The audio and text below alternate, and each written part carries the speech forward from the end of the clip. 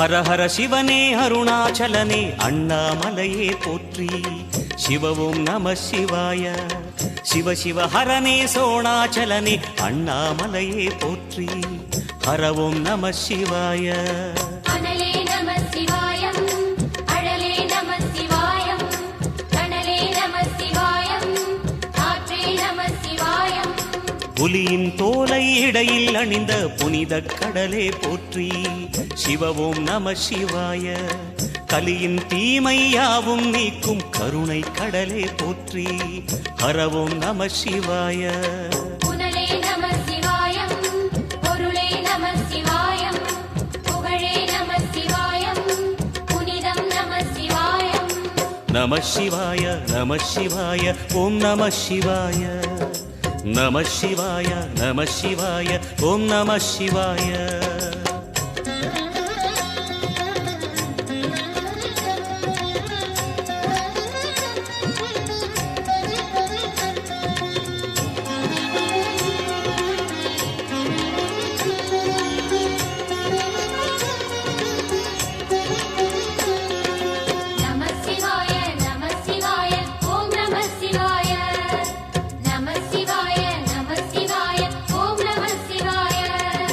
சிவனார் கங்கை கரையில் அமர்ந்த சீதள ஒளியே போற்றி. சிவவும் நம சிவாய. தவமே செய்யும் தபோவனத்தில் ஜோதிலிங்கனே போற்றி. ஹரவும் நம சிவாய. வேதம் நம சிவாயம், நாதம் நம சிவாயம், பூதம் நம சிவாயம், போதம் நம சிவாயம். மணிபூரகமாய் சூட்சுமம் காட்டும் அருணாச்சலனே போற்றி. சிவவும் நம சிவாய. மங்கள சிவனாய் தங்கிடும் வடிவே செங்கனல் வண்ணா போற்றி. ஹரவும் நம சிவாய. அன்பே நம சிவாயம், அணியே நம சிவாயம், அன்பே நம சிவாயம், அறிவே நம சிவாயம்.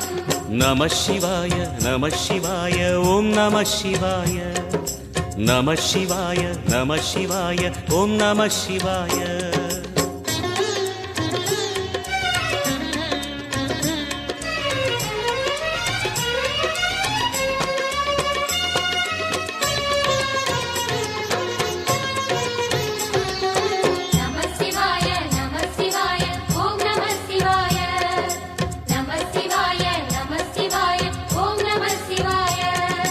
நினைத்த உடனே முக்தியை தந்திடும் அண்ணாமலையே போற்றி.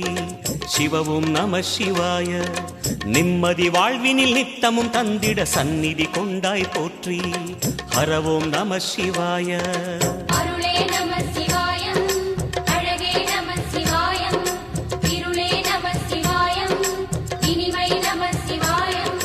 சித்தர் பூமியாய் சிவலயம் காட்டும் அண்ணாமலையே போற்றி. சிவவோம் நம சிவாய. பக்தர் நெஞ்சினை சிவமயமாக்கும் சிவபெருமானே போற்றி. ஹரவோம் நம சிவாய. குருவே நம சிவாயம், உயிரே நம சிவாயம், அருவே நம சிவாயம், அகிலம் நம சிவாயம். நம சிவாய நம சிவாய ஓம் நம சிவாய. நம சிவாய நம சிவாய ஓம் நம சிவாய. गणानानन्द्वा गणपतिगं हवामहे कविं कवीनामुपमश्रवस्तमम् ज्येष्ठराजं ब्रह्मणां ब्रह्मणस्पत आनः शृण्वन्नोतिभिस्तेजसादनम् ॐ श्रीमहागणपतये नमः। ॐ नमो भगवते रुद्राय। नमस्ते रुद्रमन्यवभूतोतयिषवे नमः। नमस्ते अस्तु धन्दने बाहुभ्यामुदते नमः। या तयिषः शिवतमा शिवम् बभूवते धनुः शिवाजव्याजातवतया नो रुद्रमृणया। या ते रुद्रशिवा तनोरघोरापापकाशिनी तया नस्तनुभाषन्तमया गिरिशन्दाभिजाकशीः। यामिषम् गिरिशन्तहस्ते बिभर्षस्तवे शिवाङ्गिरित्रताम् कुरुमाहिकम् सेः पुरुषम् जगत् शिवेन वदसा त्वा गिरिशाच्छावदामसि। यथा नः सर्वमिज्जगदयक्ष्मकम् सुमना असत् अभ्यवोचदधिभक्ता प्रथमो दैव्योऽभिषक् अहेकश्च सर्वाञ्जम् भयम् सर्वाश्च यातु धान्यः असौ यस्ताम्रो अरुणमुत बभ्रश्च मङ्गलः ये चेमागम् रुद्राभितो दिक्षश्रुताः सहस्रशो वैशाखम् हेणयीमहे असौ योपसर्पति नीलग्रीवो विलोहितः उदैनम् गोपा अदृशन्नदृशन्नुदहार्यः उदैनम् विश्वाभूतानि सदृष्टो मृणयातिनः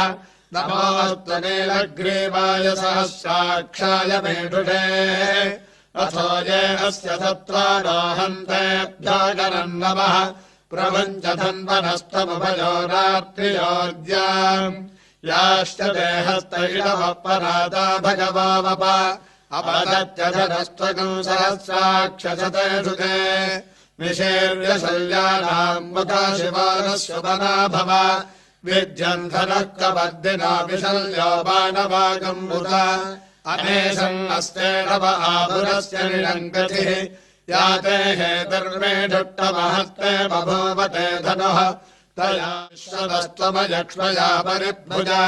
नमस्ते अस्त्वायुधाजानातताय उभाभ्यामुदते नमो बाहुभ्याम् तव धन्वने परिते धन्वनो हेतिरस्त्वान् वृणक्त्व विश्वतः अथो ययुधिस्तवारे अस्त्वन्निधेहिताम् नमस्ते अस्तु भगवन् विश्वेश्वराय महादेवाय त्र्यम्बकाय त्रिपुरान्तकाय त्रिकाग्निकालाय कालाग्निरुद्राय नीलकण्ठाय मृत्युञ्जयाय सर्वेश्वराय सदाशिवाय श्रीमन्महादेवाय नमः नमो हिरण्यवाहवे सेनान्ये दिशाम् च पतये नमो नमो वृक्षेभ्यो हरिकेशेभ्यः पशूनाम् पतये नमो नमः सस्मिञ्जनाय पतये नमो नमो बभ्रशाय व्याधिनेन्नानाम् पतये नमो नमो हरिकेशायो भवेदिने पुष्टानाम् पतये नमो नमो भवन्तहेवायव कथाम् पतये नमो नमो रुद्राय तथाविने क्षेत्राणाम् पतये नमो नमः सूताया हन्त्याय वनानाम् पतये नमो नमो रोहिताय स्थपतये वृक्षाणाम् पतये नमो नमो मन्त्रिणे वाणिजाय कक्षाणाम् पतये नमो नमो भुवन्तये वारिवस्कृताय औषधीनाम् पतये नमो घोषाय ग्रन्थयते पथ्रीनाम् पतये नमो नमः कृत्स्रवीताय धावते सत्त्वनाम् पतये नमः नमः सहमानाय निर्व्याधिन आव्याधिनीनाम् पतये नमो नमः ककुभाय निषङ्गिणे सेनानाम् पतये नमो नमो निषङ्गिण इडुधिमते तस्कराणाम् पतये नमो नमो वञ्चते परिवञ्चते स्थायूनाम् पतये नमो नमो निचेरमे परिचरायारण्यानाम् पतये नमो नमः श्रीकाविभ्यो जिघागम् सद्भ्योमुष्णताम् पतये नमो नमो शिवभ्यो नक्तञ्जरभ्यः प्रगन्धानाम् पतये नमो नमः वृष्णीषिणे गिरिजराय कुलञ्चानाम् पतये नमो नमः इडुमध्यो धन्वाभ्यश्च वो नमो नम आदन्वानेभ्यः प्रतिदधानेभ्यश्च वो नमो नम आयच्छश्च वो नमो नमोऽस्यभ्यो विद्यभ्यश्च वो नमो नम आसीनेभ्यश्च यानेभ्यश्च वो नमो नमः स्वभ्यो जाग्रभ्यश्च वो नमो नमस्तिष्ठभ्यो दावभ्यश्च वो नमो नमः स्वभाभ्यः स्वभावदिभ्यश्च वो नमो नमो अश्वेभ्यो श्वभ्यश्च वो नमः नमः आव्याधिनेभ्यो विविध्यन्तेभ्यश्च वो नमो नमः गणाभ्यः त्रिगुणदेभ्यश्च वो नमो नमो गत्सेभ्यो गत्सपदिभ्यश्च वो नमो नमो व्रातेभ्यो व्रातपदिभ्यश्च वो नमो नमो गणेभ्यो गणपतिभ्यश्च वो नमो नमो विरूपेभ्यो विश्वरूपेभ्यश्च वो नमो नमः महद्भ्यः क्षुल्लकेभ्यश्च वो नमो नमो रथिभ्यो रथेभ्यश्च वो नमो नमो रथेभ्यो रथपतिभ्यश्च वो नमो नमः सेनाभ्यस्तेनानिभ्यश्च वो नमो नमः क्षत्रिभ्यः सङ्ग्रहेतभ्यश्च वो नमो नमस्तक्षभ्यो रथकारेभ्यः कर्मारेभ्यश्च वो नमो नमः पुञ्जिष्टेभ्यो निषादेभ्यश्च वो नमो नमः इडगद्भ्यो धन्वगद्भ्यश्च वो नमो नमो मृगयभ्यः शनिभ्यश्च वो नमो नमः श्वभ्यः अश्वपतिभ्यश्च वो नमः नमो भवाय च रुद्राय च नमः शर्वाय च पशुपतये च नमो नीलग्रीवाय च दिगण्ठाय च नमः च व्यप्तकेशाय च नमः सहस्राक्षाय च जलधन्वने च नमो गिरिजाय च विविष्टाय च नमो मेढुत्तमाय चेषुपते च नमो ह्रस्वाय च वामनाय च नमो बृहते च वर्षीयते च नमो वृद्धाय च संवृद्धने च नमो अग्र्याय च प्रथमाय च नम आशवे जातिराय च नमः शीघ्रियाय च शीभ्याय च नम ओर्म्याय च वस्वन्याय च नमः स्वागस्याय च द्वीप्याय च नमो ज्येष्ठाय च कनिष्ठाय च नमः पूर्वजाय च भरजाय च नमो मध्यमाय च वगल्भाय च नमो जगन्याय च बुद्धियाय च नमः स्तोभ्याय च प्रतिधर्याय च नमो याम्याय च क्षेम्याय च नमः उर्वर्याय च कल्याय च नमः श्लोक्याय च वसान्याय च नमो वन्याय च कक्ष्याय च नमः श्रवाय च प्रतिश्रवाय च नमः आसुरेणाय चाशुरथाय च नमः शूराय च भिन्दते च नमो वर्मिणे च वरोधिने च नमो नमो नन्दभ्याय च हरण्याय च नमो रहिताय च नमो निरङ्गिने च षधिमते च नमस्ते क्षेणवे च युधिने च नमः स्वायुधाय च सुगन्धने च नमः श्रुत्याय च पथ्याय च नमः काट्याय च नीप्याय च नमः सोद्याय च सरस्याय च नमो नाद्याय च वैशन्ताय च नमः कोप्याय च वट्याय च नमो वर्गाय च वर्गाय च नमो वेद्याय च विद्युद्याय च नमः ईद्रियाय च प्याय च नमो वात्याय च रेष्म्याय च नमो वास्तव्याय च वास्तुपाय च नमः सोमाय च रुद्राय च नमस्ताम्राय च अरुणाय च नमः शङ्गाय च पशुपतये च नमः उग्राय च भीमाय च नमो अग्रे वधाय च दूरे वधाय च नमो हन्त्रे च हनीयसे च नमो वृक्षेभ्यो हरिकेशेभ्यो नमस्ताराय नमः शम्भवे च मयोभवे च नमः शङ्कराय च मयस्कराय च नमः शिवाय च शिवतराय च नमः तीर्थ्याय च कोल्याय च नमः पार्याय च वार्याय च नमः प्रतरणाय चोत्तरणाय च नमः आधात्याय च लात्याय च नमः षष्ट्याय च भ्रेण्याय च नमः श्रीगत्याय च प्रवाह्याय च नमः हिरण्याय च प्रवर्थ्याय च नमः किगंशिलाय च क्षजनाय च नमः कपद्दिने च पुलस्तये च नमो गोष्ठ्याय च गृह्याय च नमः तल्प्याय च गेह्याय च नमः काट्याय च गह्वरेष्ठाय च नमो हृदयाय च निवेष्ट्याय च नमः पाकंसव्याय च रजस्याय च नमः शुष्क्याय च हरित्याय च नमो लोप्याय च लप्याय च नमः ऊर्व्याय च सौम्याय च नमः पर्ण्याय च वर्णशद्याय च नमोपगुरमाणाय च विघ्नते च नमः आख्यते च प्रख्यते च नमो वक्किरिकेभ्यो देवानागं हृदयेभ्यो नमो विक्षेणामीवत्केभ्यः द्रावे अन्धतत्पदे दरिद्रन्नीललोहिता येषाम् पुरुषाणामेषाम् पशूनाम् माभेर्मारोमो येषाम् शिवारुद्रस्य भेदजीतया नो मृणजीवसे इमागं रुद्राय तमसेकपत्निने क्षयद्धीराय प्रभरामहे मतिम् यथा नः शमदद्विपदे चतुष्पदे विश्वम् पुष्टम् ग्रामे अस्मिन्नरातुरम् मृडानो रुद्रातनामयस्कृति क्षयद्धीराय नमसा विधेमते यच्छञ्जयोश्चमनुराय च पिता ततश्चापतवरुद्रप्रणीतौ मानो महान्तमुदमानोऽर्भगम् मानवुक्षन्तमुदमानवुक्षितम् मानो वदेः पितरम् मोदमातरम् प्रियामानस्तनुवो रुद्ररीरिषः मानस्तो चेतनये मान आयुषमानो गोषुमानो अत्रेणुरीरिषः वीरान्मानो रुद्रमाविदो वधीरः विष्मन्तो नमसा विधेमते आरात्ते गोड्ढमुदमोरुषग्ने क्षयद्धीराय सुम्नमस्मेते अस्तु रक्षाजनादितलेव प्रोच्यथा जनः शर्म यच्छद्विपर्याः सुहिष्टुसङ्गत्वसनयुवानम् मृगन्न भीममुपहत्वमग्राम् मृडाचरित्रे रुद्रस्तमानोऽन्यन्ते अस्मन्निव बन्धुसेनाः परिणो रुद्रस्य हेतुर्वृणत्वपरित्तेजस्य धर्मतिरघायोः अवस्थिरामगवब्धस्तनुष्वमेध्वस्तोकायतनयाय मृडय मेढष्टमशिवतमशिवो नः सुमना भव परमे वृक्ष आयुधम् निधाय कृत्यम् वसान आचरपिनाकम् विप्रदागहि विगिरितविलोहित नमस्ते अस्तु भगवः यास्ते सहस्रकम् हेतयोऽन्यमत्मन्निवबन्तु ताः सहस्राणि सहस्रधा बाहुवास्तव हेतयः तासामीशानो भगवः पराजीनामुखाकृधि सहस्राणि सहस्रशो ये रुद्राधिभूम्याकम् सहस्रयोजने वधन्वानि धन्वसि अस्मिन्महत्यन्नवेऽन्तरिक्षे भवाधि नीलग्रीवाः श्रीकण्ठाः सर्वादाक्षमाजराः नीलग्रीवाः श्रीकण्ठादिवकम् रुद्रावुपश्रिताः ये वृक्षेण दत्तिञ्जरा नीलग्रीवा विलोहिताः ये भूतानामधिपतयो विधिकाशक्कवद्गिरः ये अन्नेषु विविध्यन्ति पात्रेषु पिबतो जनानि सम्पतिरक्षयैलभृदायुधः ये तीर्थानि प्रचरन्ति सुखावन्तो निषङ्गिणः एतावन्तश्च भूयागुंसश्च दिशो रुद्रावितस्थिरे तेषागुंसहस्रयोजने वधन्वानि धन्वसि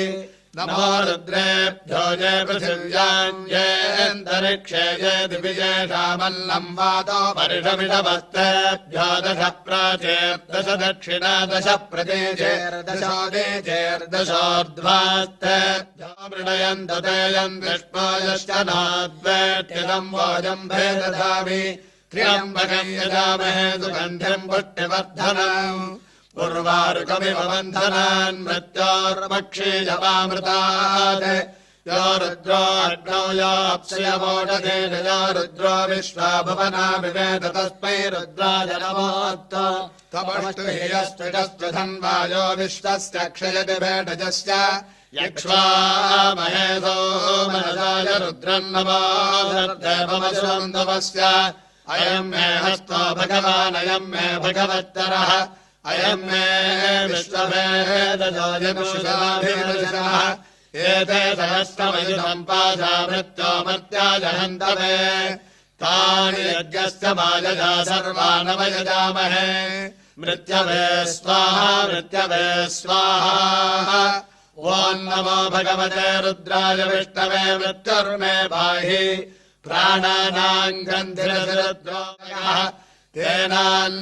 तेनान्नेनाभ्यायस्व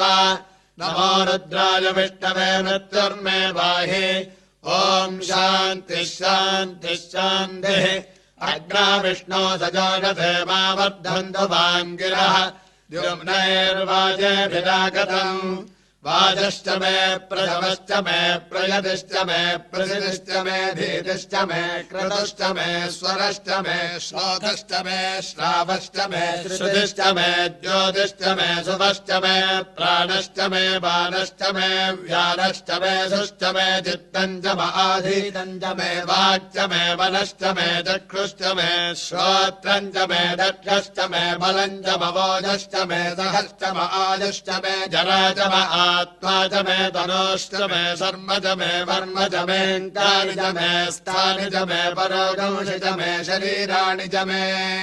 ज्येष्ठ्यम् च महाधिपत्यम् च मे मन्यश्च मे भावश्च मे वश्च मे भश्च मे देवा च मे महिमा च मे वरिमा च मे प्रतिभा च मे वर्त्मा च मे द्राक्षजा च मे वृद्धम् च मे वृत्तिश्च मे सत्यम् च मे श्रद्धा च मे जगश्च मे धनम् च मे वसश्च मे कृतिश्च मे क्रीडा च मे मोदश्च मे जातम् च मे जनिष्यमाणम् च मे सूक्तम् च मे सुकृतम् च मे वित्तम् च मे वेद्यम् च मे भूतम् च मे सुखम् च मे सुपथम् च मरुद्धम् च मरुद्धिश्च मे कृप्तम् च मे कृप्तिश्च मे मतिश्च मे सुमतिश्च मे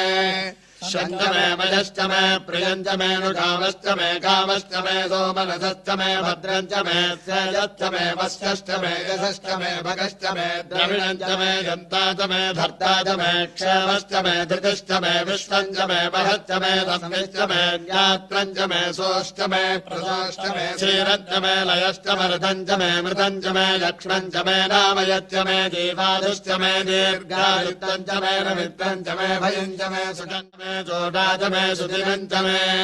ऊर्च मे सोनता च मे पयश्च मे रसश्च मे कृतश्च मे मधु च मे शक्तिश्च मे सपेतिश्च मे नृतिश्च मे वृष्टिश्च मे चैत्रम् च औद्यग्यम् च मे रयश्च मे राजश्च मे पुष्टम् च मे पुष्टिश्च मे विभुज मे प्रभुज मे मघुज मे भोजश्च मे पूर्णम् च मे पूर्णधरम् च मे क्षितिश्च मे गोजवाश्च मेऽन्नम् च मे क्षुश्च मे मेघश्च मे जवाश्च मे माषाश्च मे तिलाश्च मे खल्वाश्च मे गोधूमाश्च मे मसुराश्च मे प्रियङ्गवश्च मे नवश्च मे श्यामाकाश्च मे नीवाराश्च मे अश्वाच मे मृत्तिका च मे गिरयश्च मे पर्वताश्च मे सिकताश्च मे वनस्पतयश्च मे हिरण्यम् च मे यश्च मे सीसम् च मे त्रभश्च मे श्यामम् च मे लोहश्च मे अग्निश्च म आपश्च मे मेरुधश्च महोनदयश्च मे कृष्णभज्यम् च मे कृष्णभज्यम् च मे ग्राम्याश्च मे पशव आरण्याश्च यज्ञेन कल्पन्ताम् वित्तम् च मे वित्तिश्च मे बोधम् च मे बोधिश्च मे वसु च मे वसतिश्च मे कर्म च मे शक्तिश्च मे अर्थश्च मयेमश्च मयितिश्च मे गतिश्च मे अग्निश्च सोमश्च म इन्द्रश्च मे सविता च म इन्द्रश्च मे सरस्वती च म इन्द्रश्च मे पूजा च म इन्द्रश्च मे बृहस्पतिश्च म इन्द्रश्च मे मित्रश्च म इन्द्रश्च मे वरुणश्च म इन्द्रश्च मे तट्टा च म इन्द्रश्च मे धाता च म इन्द्रश्च मे विष्णुश्च म इन्द्रश्च मे श्रिनौ च म इन्द्रश्च मे मरुतश्च म इन्द्रश्च मे विश्वे च मे देवा इन्द्रश्च मे पृथिवी च म इन्द्रश्च मे अन्तरिक्षम् च म इन्द्रश्च मे द्यौश्च म इन्द्रश्च मे दिशश्च म इन्द्रश्च मे मूर्धा च म इन्द्रश्च मे प्रजापतिश्च म इन्द्रश्च मे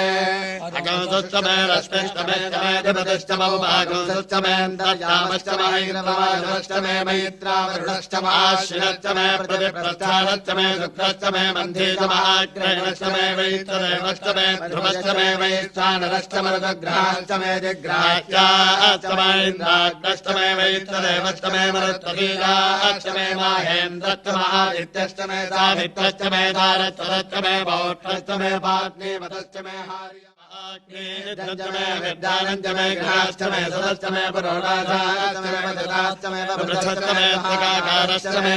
अग्निकुलयोगिश्च मे यज्ञेन कल्पन्तामृक्त मे सामच मे सोमश्च मे यजुश्च मे दीक्षा च मे तपश्च मे सुश्च मे व्रतम् च मे होरात्रयोर्वृष्ट्या बृहद्रसन्दरे च मे यज्ञेन कल्पेताम् गर्भाश्च मे वत्साश्च मे त्रिविश्च मे त्रिवेच मे दित्यवाच्च मे दित्यौहे च मे पञ्चाविश्च मे पञ्चावे च मे त्रिवत्सश्च मे त्रिवत्सा च मे दुर्यवाच्च मे दुर्योहे च मे भट्टवाच्च मे भट्टौहे च मोक्षा च मे वचा च मरुणवश्च मे यज्ञेन कल्पतामात्मा यज्ञेन कल्पताम् यज्ञो यज्ञेन कल्पताम् एका च मे तिस्रश्च मे पञ्च च मे सप्त च मे पदश च मयेकविगौदतिश्च मे त्रयो विगौदतिश्च मे पञ्च विगौदतिश्च मे सप्त विगौदतिश्च मे नव विगौदतिश्च मयेकत्रिगौदश्च मे त्रयस्त्रिगौदश्च मे ततस्त्रिगौदतिश्च मे अष्टाविगौदतिश्च मे द्वात्रिगौदश्च मे षट्त्रिगौदश्च मे चत्वारिगौदश्च मे चतुश्चत्वारिगौदश्च मे अष्टाचत्वारिगौदश्च मे वाजश्च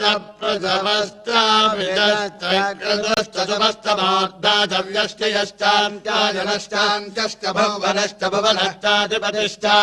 इडा देवोर्मनुर्यज्ञने बृहस्पतिरक्षा मदानि जगौदिनर्दिश्य देवासो उत्तमाच पृथिविमा धर्मा माहि गौजे मधुमनिष्ये मधुजनिष्ये मधुभक्ष्यामि मधुमदिष्यामि मधुमदेम् देवेभ्यो वाचमद्याचकौत्रोषेण्याम् मनुष्येभ्यस्तर्मा देवा अवन्दशो भाजै पितरो न मदन्तो ॐ शान्तिः शान्तिः शान्तिः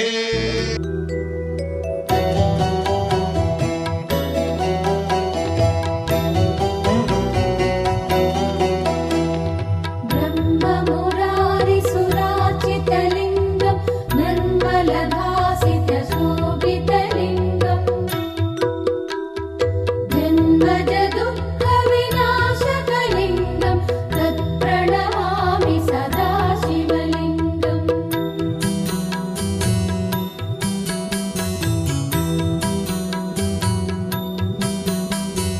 வெள்ளொளி உள்ளொளி என்பதை காட்டிட திருநீரதனால் அபிஷேகம்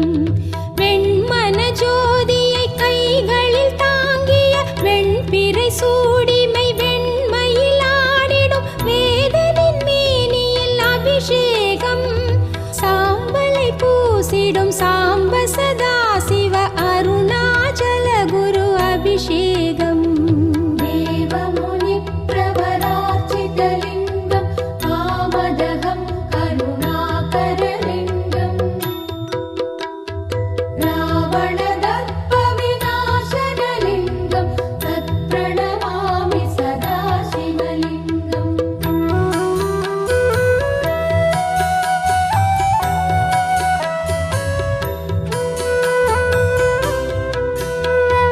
வண்டென சுழன்றிடும் ஜீவனின் தத்துவம் வார்த்திடும் தேன்துளி அபிஷேகம் புண்ணிய நன்மலர் பூக்கிற வேளையில் பூவிடை ஊறிய தேன்துளி சேர்த்துமே தேவனின் மேனியில் அபிஷேகம் குரல் வர குரல் வழி இசை வர கவி வர அருணாச்சல குரு அபிஷேகம் சர்வ சுகந்தி சுலேபிதலிங்கம் புத்தி விவர்த்தன காரணலிங்கம் சித்த சுராசுர வந்திதலிங்கம் தத் பிரணமாமி சதா சிவலிங்கம்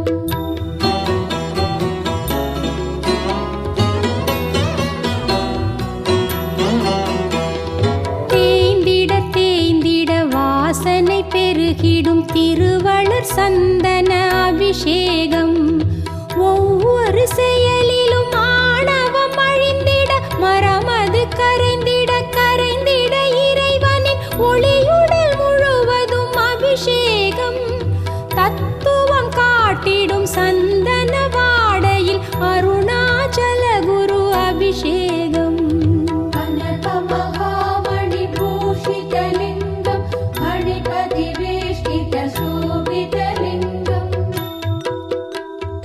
தக்ஷசுயக்ன விநாசகலிங்கம் தத் பிரணமாமி சதா சிவலிங்கம்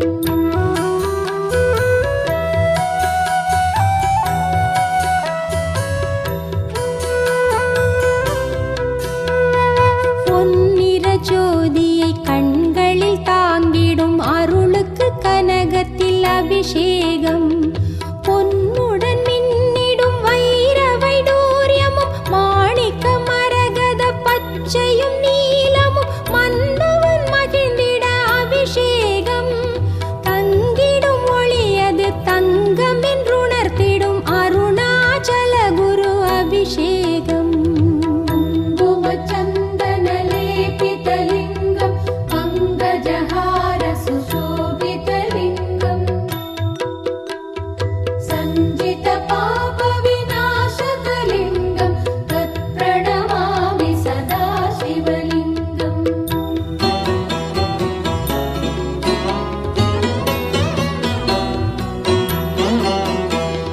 வேரிடை நீர்விட காய்தனில் சுவை தரும் தென்னையின் இளநீர் அபிஷேகம் ஒரு செயல் செய்திட மறு செயல் பெரு செயல் செய்திடும் சிருஷ்டியை காட்டி உணர்த்திடும் இறைவனின் மேனியில் அபிஷேகம் சிறு துளி தொண்டிலும் பெருநிதி தந்திடும் அருணாச்சல குரு அபிஷேகம் தேவகணார்ச்சித சேவிதலிங்கம் பாவைர்பக்தி விவேவச்சலிங்கம் வினகர கோட்டி பிரபாகரலிங்கம் தத் பிரணமாமி சதா சிவலிங்கம்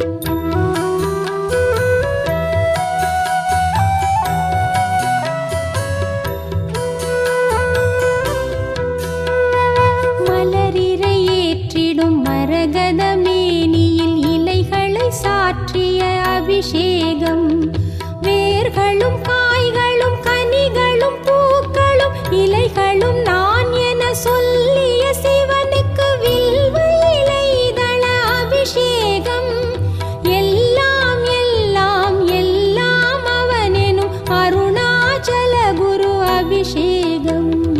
அஷ்டதளோ பரிவேஷ்டிதலிங்கம் சர்வ சமுத்பவ காரணலிங்கம் அஷ்டதள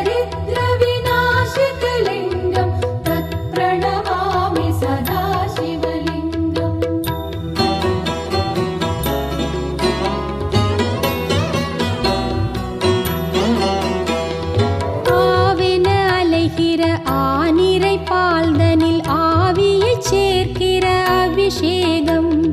பால் தரும் தாயென பரமனின் கருணையும் படர்ந்திட வளர்ந்திட பரகதி பெருகிட பரமனின் உடலிடை அபிஷேகம் பால் சுவை பரமெனும் மேல் சுவை காட்டிடும் அருணாச்சல குரு அபிஷேகம்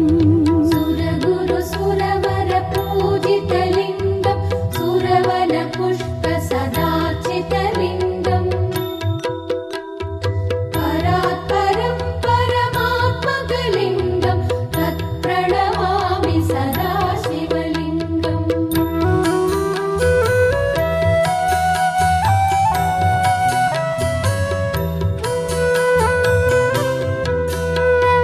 பாலதன் மறுநிலை தயிரென மாறும் அத்தத்துவமாம் தயிர் அபிஷேகம்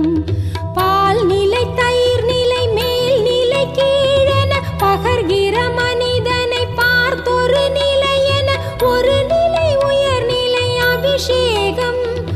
ஒன்றெனும் சமநிலை சமரசம் காட்டிடும் அருணாச்சல குரு அபிஷேகம் பிரம்மமுராரி சுரார்ச்சிதலிங்கம் நிர்மலபாசித சோபிதலிங்கம் ஜன்மஜ துக்க விநாசகலிங்கம் தத் பிரணமாமி சதா சிவலிங்கம் தேவமுனி பிரவரார்ச்சிதலிங்கம் காமதகம் கருணாகரலிங்கம் ராவணதர்ப்ப விநாசகலிங்கம் தத் பிரணமாமி சதா சிவலிங்கம் சர்வசுகந்தி சுலேகிதலிங்கம் முக்தி விவர்த்தன காரணலிங்கம் சித்தசுராசுரவந்திதலிங்கம் தத் பிரணமாமி சதா சிவலிங்கம்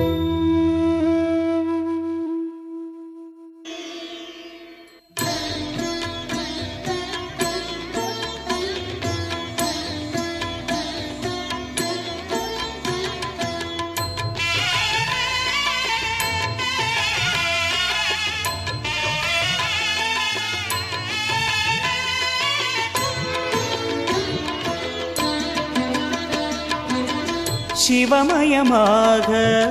தெரிகிறதே சிந்தையில் சிவயோகம் வருகிறதே சிவமயமாக தெரிகிறதே சிந்தையில் சிவயோகம் வருகிறதே புவனங்களாளும் அண்ணாமலையே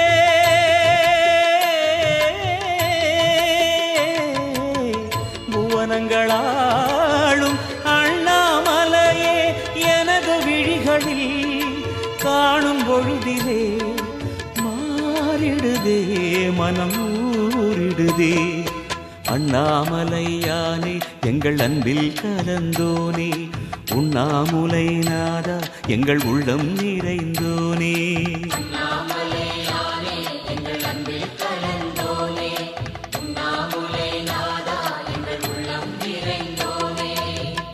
சிவமயமாக தெரிகிறதே சிந்தையில் சிவயோகம் வருகிறதே சிந்தையில் சிவயோகம் வருகிறதே